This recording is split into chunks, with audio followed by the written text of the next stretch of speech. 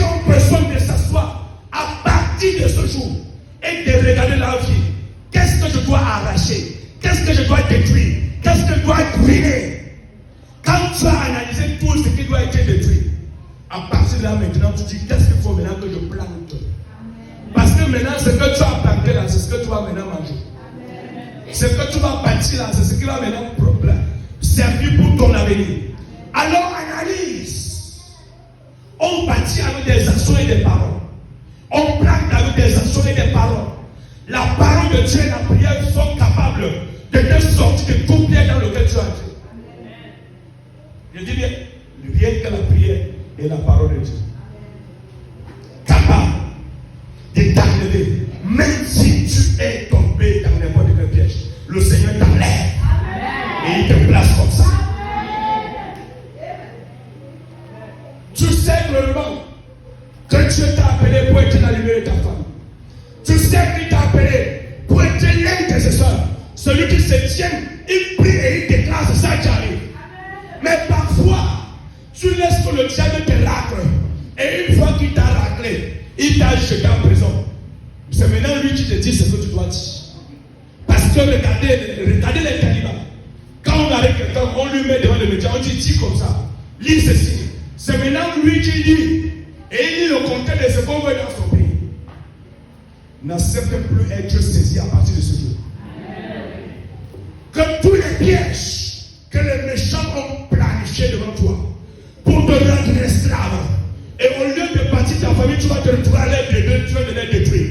Je déclare que ces pièges-là soient détruits au nom de Jésus-Christ. Le Seigneur veut faire avec toi. Mais accepte en Dieu à l'école de Dieu. L'école de Dieu ne consistera pas seulement à venir à l'église, mais à sortir de l'église et à continuer à la maison à étudier la parole, à rechercher chaque jour, à faire ce que la parole dit. Alors tu verras comment le Dieu de la parole et les amitiés qu'on parle d'eux dans la parole seront sur ton chemin pour t'accompagner sur ton chemin. Alléluia. Amen. Alléluia. Amen.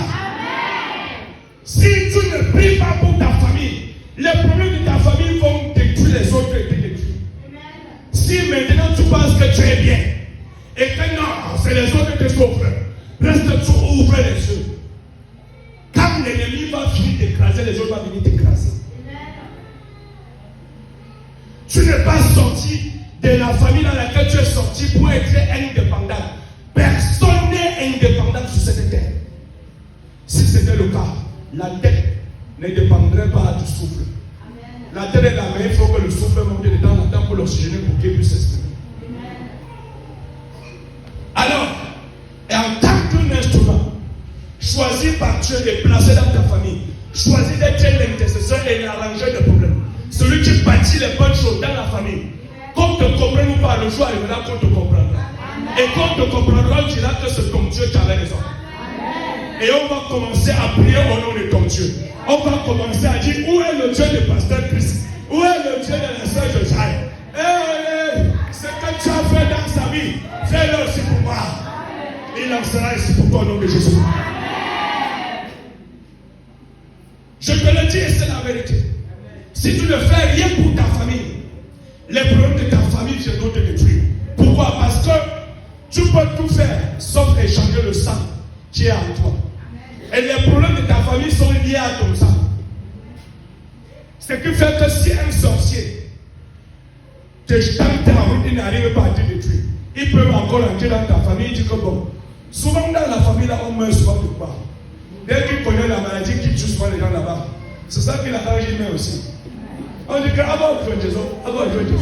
c'est la chose de chez eux. C'est le même chemin. Alors que le sorcier là, il se moque de vous et dit qu'il agit en Galilée. Un jour, je vous ai dit ici que le jugement s'abattait dans le monde, en Côte d'Ivoire et au Cameroun. Et que le jugement qui s'abattait ce jour-là touchait ma propre famille. Ça fait une semaine et demie, on a encore pleuré là-bas à Merima. Et quand ils ont fini de pleurer, je les ai dit prier parce qu'il y a danger. Ils ont dit que, ils m'ont appelé marabout chrétien, ils ont exprimé des noms pour m'insulter. Et je dis Seigneur, aie pitié d'eux. Si je n'intercédais pas pour cette famille, avant que on devait enterrer au moins 3 personnes. Avant-hier, ils ont préparé à vous le harat de Tchopia. Et c'est la première personne qui coûte, qui dit qu'Adam, le goût a complètement changé. On commence avec, on voit que le harat qui était posé à côté a été mélangé avec le légume du Fukuta. Et tous ceux qui étaient à la zone devaient manger et mourir. Et quand je leur parlais, ils se sont moqués de moi. Pourquoi? Parce que la stratégie du diable, c'est de se moquer de ta prière pour continuer à faire ce qu'il a l'habitude de faire. Alors pendant qu'il fait son travail, fais ta part. Ce qui est sûr est que tant que tu es droit avec Dieu, tous les sorciers de ta famille seront enterrés devant toi.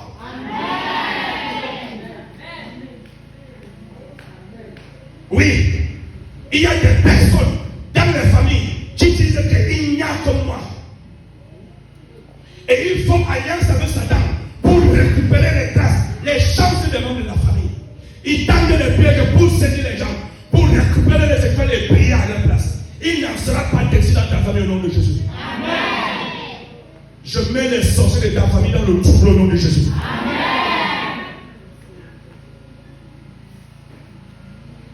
On est où?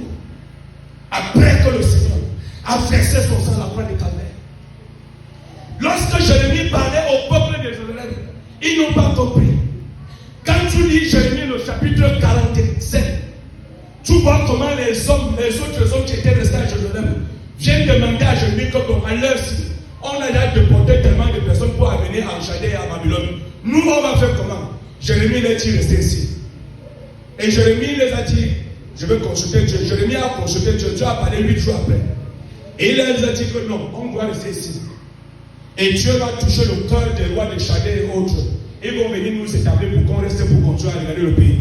Ces gens-là ont dit que Jérémie, tu mens. Donc Dieu ne t'a rien dit. Donc il y a des gens même qui vont te dire d'intercéder. Tu vas t'intercéder, tu vas leur dire ce que Dieu t'a dit de dire. Et ils vont te dire que tu mens. Et quand ils ont dit ça à Jérémie, ils ont forcé Jérémie. Ils ont lié Jérémie. Ils ont amené Jérémie avec eux à l'Égypte. Parce que par-dessus tout, ils savaient qu'ils ont besoin d'un prophète pour les dire souvent des choses. Ils ont amené Jérémie de force en Égypte. Et là-bas en Égypte, ils ont été tous détruits. C'est la vie que tu veux pour ta famille? Non. Non. Ma famille va rester là où tu l'as établi. Et ma famille va étendre son domaine. Amen. Alléluia. Amen. Je ne connais pas les grâces que tu as déposées dans ta vie. Je ne connais pas les grâces que tu as déposées dans ta famille. Mais je veux te dire que ces grâces vont s'étendre plus tôt. Ceux-là qui pensaient t'attacher, ceux-là qui pensaient te lier. Aujourd'hui, le Seigneur détruit le bandage spirituel avec lequel ils t'ont attaché. Et parce qu'il détruit le bandage, tes grâces sont déliées, tes dons sont déliés, tes talents sont déliés. Et tu es distingué dans le monde. Et tu es honoré dans le monde. Parce que le Seigneur a parlé au nom de Jésus-Christ. Si quelque chose ne se produit pas dans ta vie après ce service, ça veut dire que je ne suis pas envoyé par Dieu.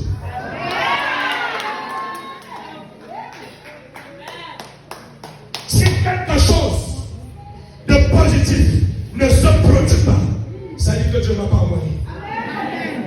Tu vas voir la droiture de Dieu. Tu vas voir la droiture de Dieu. Tu vas voir la droiture de Dieu. Donc Dieu va dénuder sa droite. Il va donner un seul coup de poing à ceux-là qui t'oppressent. Un seul coup de poing, ils vont se taire à jamais. Qu'il en soit ainsi au nom de Jésus-Christ. Que la grâce de Dieu continue à émerger dans ta vie au nom de Jésus. Amen. Amen. Amen.